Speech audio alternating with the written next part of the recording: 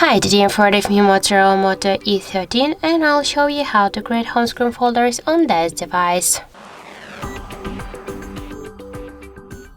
So first we should open the home screen with the applications, and just to create a new folder we should hold the application and drag this up to another one.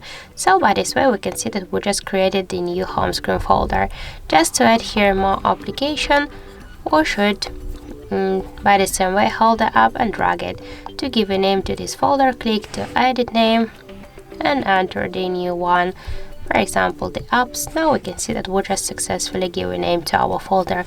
To move it here on this home screen we should just hold the folder and just drag it.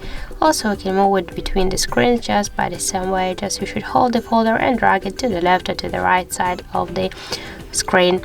And to remove the application from the folder you should hold and drag it to the home screen if you want to stay with this application on the home screen.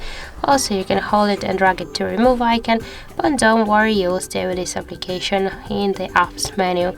And also if you want you can just remove all of the applications with the folder together, so just hold the folder and drag it to remove icon. So that's it, thank you for watching, and if you find this video helpful don't forget to leave a like, comment and to subscribe our channel.